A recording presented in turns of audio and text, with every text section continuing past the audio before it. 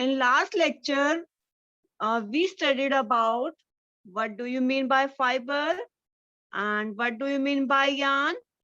And also we studied about what is the difference between natural fiber and synthetic fiber, and what do you mean by ginning, and how cotton and jute is obtained, and what are the processes of weaving and knitting. Now we will study about how fabric is made from yarn. How fabric is made from yarn. There are two processes of making fabric from yarn. What are their processes? First process is weaving, and second process is knitting. So there are two processes of making fabric from yarn. So there are two processes of making fabric from the yarn. First process is weaving and second process is knitting. First is weaving. In activity 2, you might have noticed that a fabric is made up of two sets of yarn arranged together, and the process of arranging two sets of yarn together to make a fabric is called weaving. So what do you mean by weaving? In the process of weaving, we use two types of fiber, but in knitting, we use only one fiber. In the process of weaving, we use two sets of yarns, and in the knitting, we use only one set of yarn. In the weaving, only we use two set of yarns, but in the knitting, we use only one set of yarns. So this is the basic difference between weaving and knitting. And what do you mean by weaving and what do you mean by knitting? So firstly, we will study about what do you mean by weaving. When two sets of yarns are arranged together and then the fabric is obtained, then this process is called weaving. When two different sets of yarns are arranged together, then this process is called weaving. What do you mean by weaving? When two sets of yarns are arranged together to make a fabric is called weaving. And how weaving is done? I'm taking the example of paper, and I use two different colors of paper. Take two sheets of paper of different colors, cut square pieces of length and width equal to 30 centimeter. This is a paper shown, and this is a paper A and B, and one color is blue and second is green. And when we cut square pieces, and as shown in the figure C, and insert one paper into another, then this is called weaving. And in the D figure, weaving is done with the paper strips. So we are using two different papers of different colors as shown in the figure. When we are using two different colors of paper, one is blue and second is green. When we are inserting one paper into another as shown in the figure C, so this is a weaving with paper strips. Now cut both the sheets along the dotted line and then unfold. Weave the strips one by one through the cuts in the sheet of paper as shown in the figure. And so this is another process. By using hand loom, we can done weaving. So first process is when we insert one yarn into another by cross linked, and this process is called weaving. And how it can be done?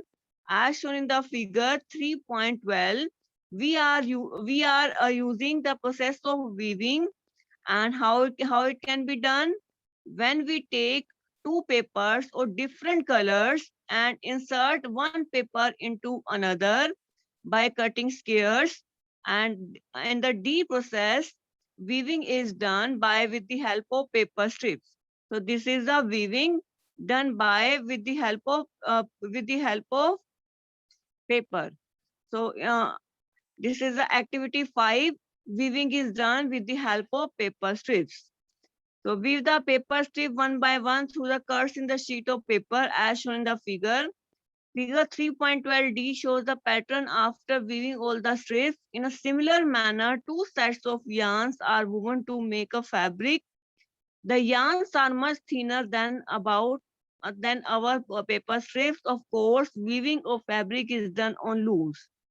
So another process is weaving can be done on the looms as shown in the figure 3.13 when one yarn is inserted into another, and these can be done with the help of looms. And what do you mean by loom? This is shown in the figure 3.13. This is the loom. Weaving is done on the looms, and these looms can be either hand operated or can be operated with the power. So these looms can be either hand operated or can be operated by the power. So what do you mean by how fabric is obtained from the yarn? So there are two main processes obtaining fabric from yarn.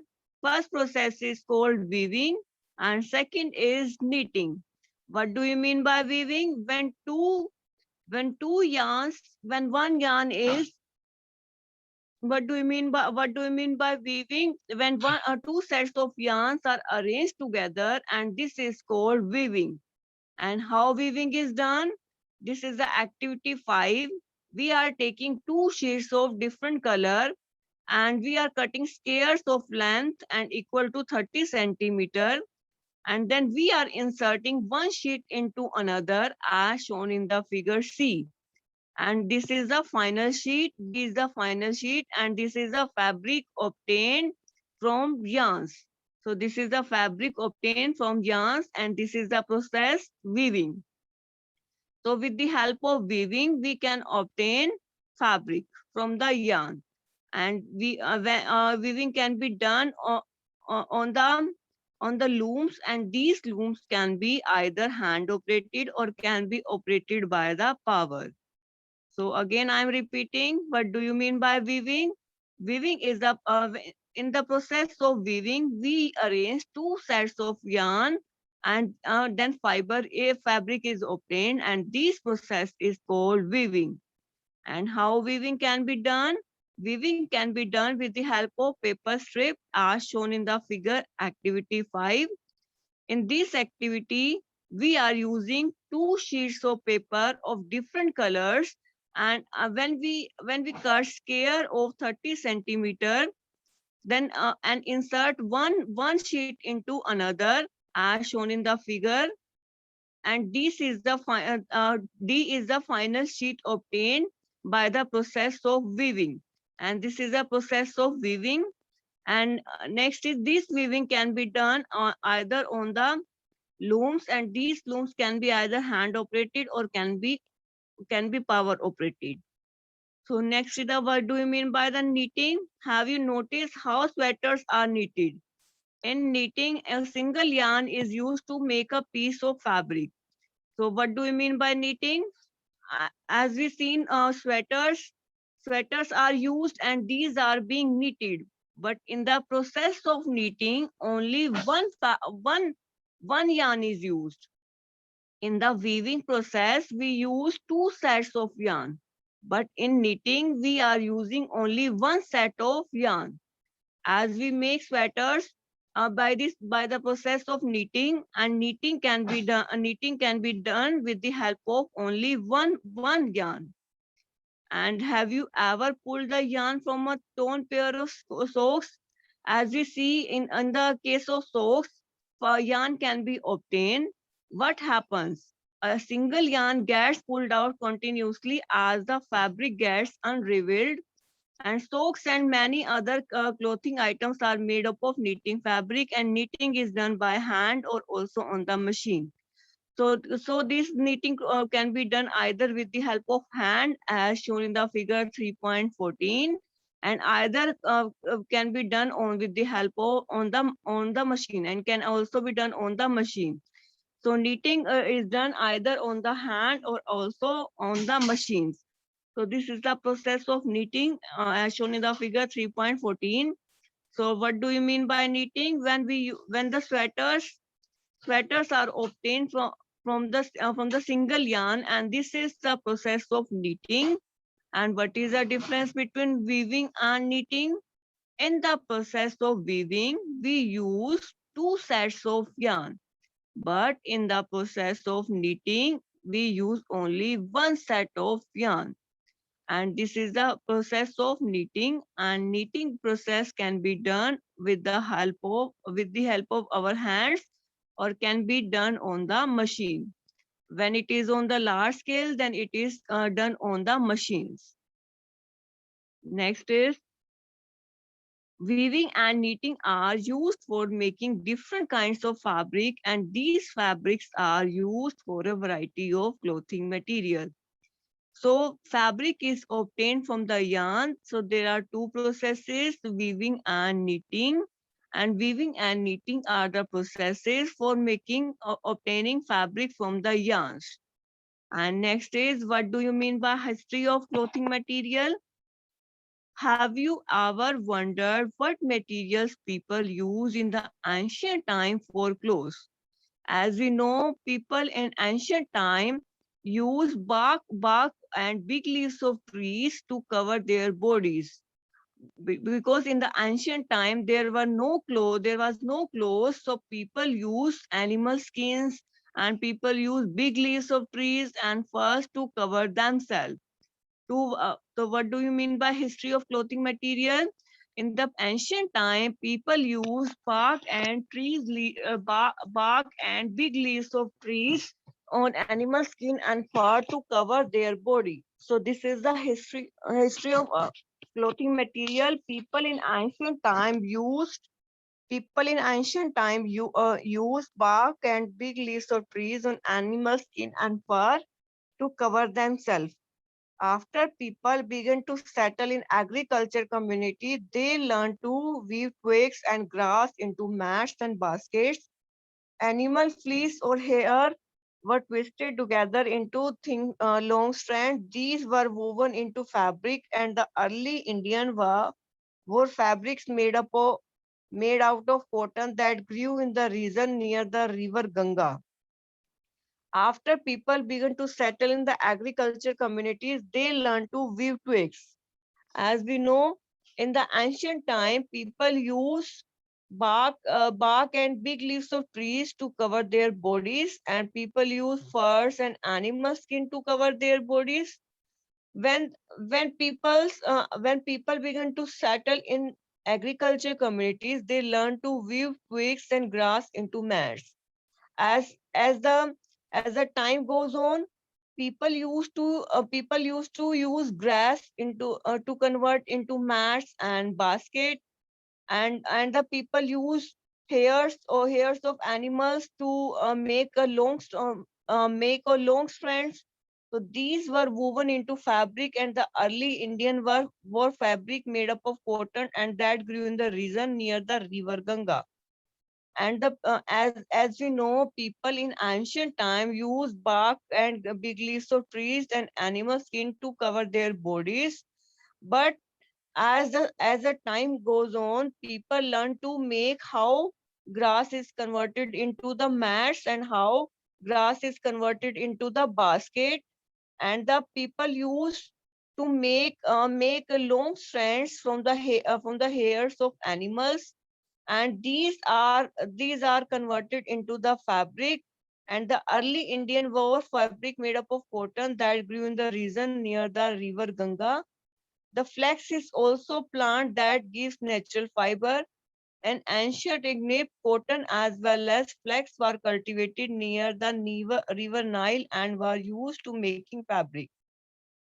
As we know, in the early Indians wore fabrics made up of cotton, and where cotton is grown near the river Ganga. So in the ancient time, people used fabric made up of cotton, and where cotton is grown near the region of river Ganga.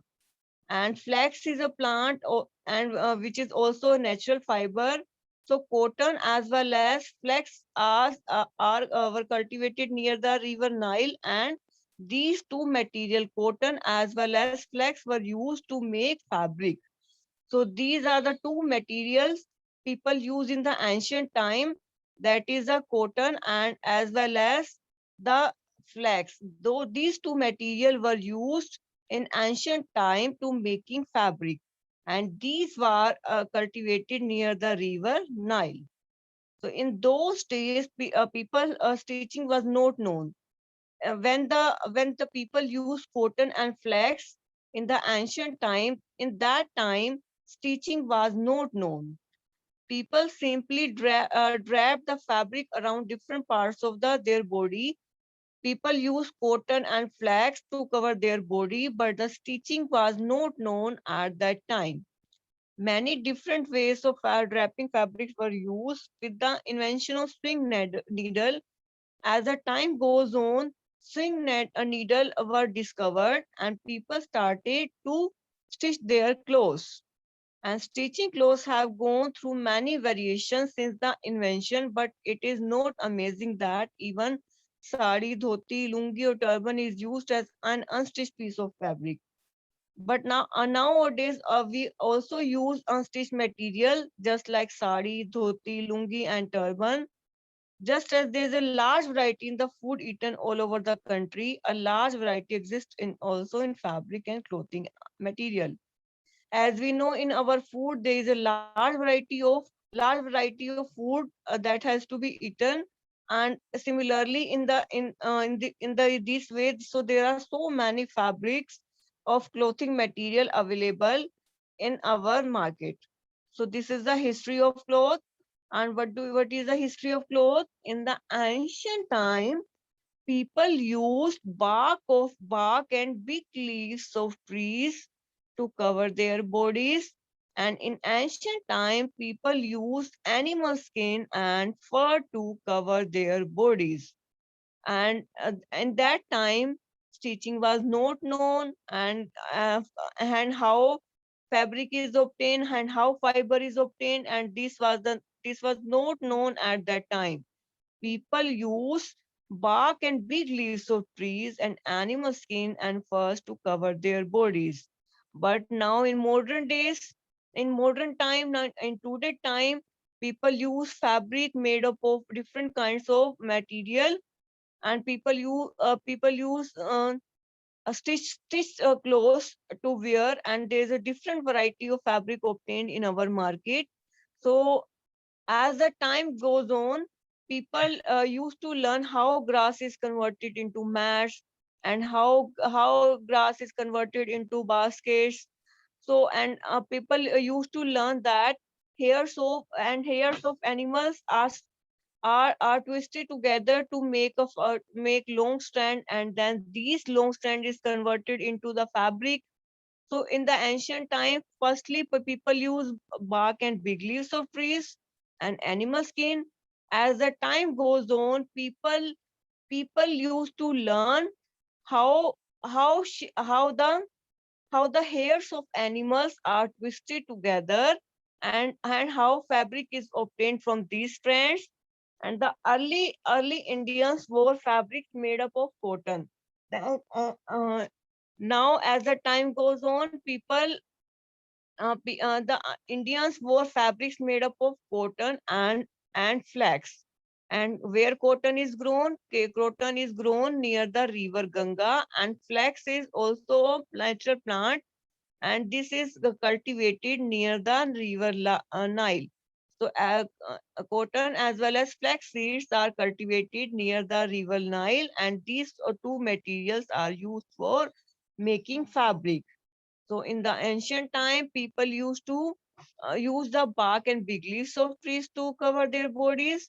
As the time goes on, people used to learn how hairs of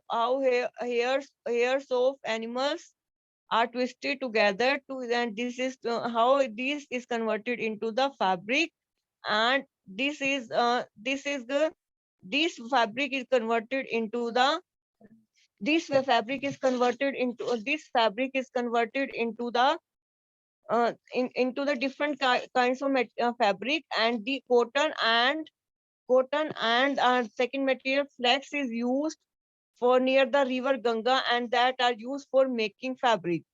As we know, in those days, stitching was not known, and people used only unstitched material to cover their bodies, just like sari, dhoti, lungi, and that time stitching was not known. So as sewing machine was discovered, and people started stitching their clothes, and so there is a many variety of stitching clothes in our market. So just like food variety, we have also a variety, different variety of fabric for making clothes. So this is the history of clothes, and this is the two processes how fabric is obtained from the yarn is or yarn, how fabric is obtained from the yarn. So there are two processes of obtaining fabric from the yarn. First process is weaving and second is knitting. So again, I am repeating this lesson. So how lesson is fiber to fabric. How fabric is obtained from the fiber. What do you mean by fiber and what do you mean by fabric? Fiber is a thin strands. Thin strands and fabric is a cloth which we use. Fabric is a cloth and fiber is thin strands of thread. And there are many kinds of fiber. And first is natural fiber and second is artificial fiber. What do you mean by natural fiber? The fiber obtained from natural substance means plants and animals are called natural fiber. What are natural fiber? The fiber obtained from natural material just like plants and animals are called natural fiber. And what are the example of natural fiber? Wool and silk fibers are obtained from animals, and next, cotton and jute are example of plant fiber, and wool and silk are obtained from animal. So there are two kinds of fiber. First is natural fiber and second is artificial fiber. What do you mean by natural fiber? What are natural fiber? The fiber obtained from natural substance is called natural fiber. And what are the example of natural fiber? Wool and silk fibers. Wool and silk fibers are example of natural fiber, and these are the example of natural fiber. And next is what is the example? What are the example of natural fiber? Wool, silk fiber, wool, silk, and cotton and jute. Cotton and jute and wool and silk. Cotton and jute and wool and silk. Cotton and jute are obtained from the plants, and wool and silk are obtained from the animal. Cotton and jute are obtained from the plants, and wool and silk is obtained from animals. Cotton and jute is obtained from plants, and wool and silk is obtained from animal. And how wool is obtained? Wool is obtained from the sheep or goat, and it is also obtained from the hairs of rabbits and camels. And how silk is obtained?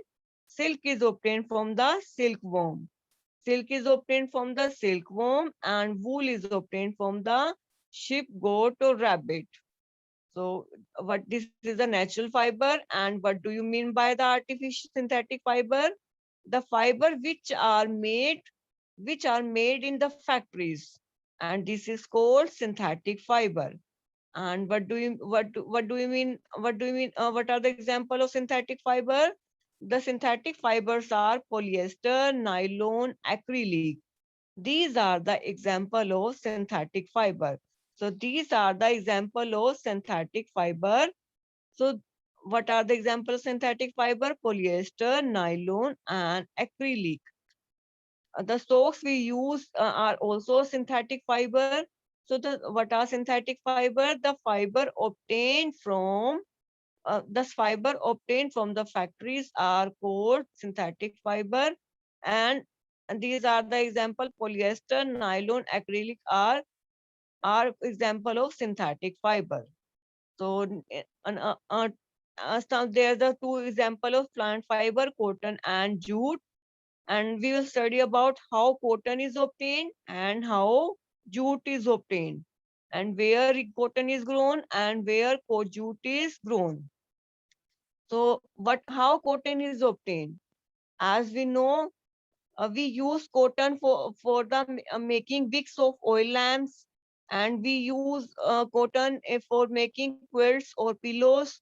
So this is a use of cotton. So firstly, we use cotton for making wicks for oil lamps, and next use is for making quilts or pillows. So there are two uses of cotton. First use is for making wicks for oil lamps, and next is this is also used for quilts or pillows. Take some cotton wool, pull it apart and look at edges. What do you observe? The small thin strands that you see are made up of cotton fiber. As we know, when we take some cotton wool and we pull it apart, then what we observe, thin strands, and these thin strands of cotton fiber. So these thin strands of cotton fiber. And where cotton is grown? Cotton is grown at the places where black soil is present, because cotton is grown in the black soil and warm climate. Because as we know, cotton is grown in the black soil or and warm climate. So these are grown in the places where black soil and warm climate is present. Uh, can you name some states of country where cotton is grown? The fruits of the cotton plants are about the size of lemon. This is the cotton plant. Figure 3.6 is the field of cotton plant, and these in the cotton ball looks like the size of lemon. So what do you mean by cotton ball? The fruit of cotton plant. As shown in the figure 3.6, the fruit of cotton plant is called cotton ball, and the fruits of cotton balls are about the size of lemon. When they mature, the balls burst open and seeds covered with the cotton fiber can be seen. When the balls mature, when this is the figure of field of cotton plants, figure 3.6, and these are grown in these are grown in the figure this 3.6, and this looks like the size of lemon. And when they matures, and these burst out, and the cotton fiber can be seen easily, and this looks like a snow field. The cotton plant field looks like the snow field. And how cotton is obtained, and where it is grown, and what is the use of cotton? Cotton is used for making wicks of oil lamps, and next use is it is used for making quilts or pillows. And where it is grown? It is grown in the it is grown in the country where black soil and warm climate is present. And how it is grown? It is grown in the field, and when it is grown, its fruits are grown, and its fruits are called cotton balls. And this is the size equal to the size of lemon. When they mature, they burst out. When they burst out, then the cotton fiber can be seen. So cotton fiber is obtained. Have you seen in a cotton field, and this field is look like a field covered with the snow? When from these balls we obtain fiber, and these cotton is obtained either by the hand or either by the machine. Fiber and then separated from the seeds by the combing. Then we use comb to separate seeds from the fiber. When cotton fiber is obtained, then there is also seeds are also present in that. So we use comb to separate seeds from the fiber, as shown in the figure 3.7. We use two processes to separate cotton from the separate fiber from the seeds, and this is process of ginning. These were traditionally done by either with our hands or either with the help of machines. Ginning are traditionally done either by the hands or either by the machines. So this is the process of ginning. This is um, this is the process of ginning of cotton, and from these ball cotton is usually picked by hand and either separated from the seeds by the combing, and this process is called ginning of the cotton. And this was traditionally done by hand, and in the ancient time also we use machine for the process of ginning. So what do I mean by ginning of the cotton? When fibers are separated from the seeds with the help of comb, and these processes called ginning. This can be done this can be done either with our hands as shown in the figure 3.7, either it can be done with the help of machines. So in this way, cotton fibers are obtained. And this is the process of ginning, how cotton seeds are separated from the seeds. Seeds are how seeds are separated from the fiber, and this is the process of ginning. Next is how jute is obtained and where jute is grown. As we know, the figure 3.8 is a jute plant, and it is grown in the mainly West Bengal, and it is mainly grown in the Bihar, and it is mainly grown in the Assam. So these are the three main places where jute is grown. So this is a jute plant shown in the figure 3.8. Firstly, we cut its stem and we immersed the stem into the water, and when they rot completely, and then and this way fibers are obtained, and these are separated from by hand. Firstly, we grow jute plant, and where jute is grown in the mainly three places: West Bengal, Bihar, and Assam. When when stems of the harvested plant is taken and it is kept in the water, when these fibers are separated by the hands, and this is the process of how jute is obtained. Next is making yarn from cotton. We take some cotton in our hands as we shown in the figure 3.9. This is the process how yarn is obtained from the cotton. We twist cotton in our hands, then the yarn of cotton is obtained. So to make fabric, all fibers are converted into yarn. So firstly, we obtained fiber, just like cotton fiber, just like jute fiber, and from these yarn, these fiber, these are converted into yarn, and then after making yarn, and this is converted into the fabric. So firstly, we obtain fiber. From this fiber, we convert all fiber into yarn. So this is the process of converting a fiber into the yarn, and this is the process of spinning. The process of making yarn from the fibers is called spinning. And how it can be done? In the ancient time, we use takli or charkha for the spinning, as shown in the figure. We use charkha for the spinning. And what do you mean by spinning? The process of making yarn from the fiber is called spinning. And from this yarn the fabric is obtained, and there are two processes of making fabric from the yarn. And what are their processes? First is weaving and second is knitting. So this is a lesson which we covered in last lecture. Any query regarding this chapter, fiber to fabric?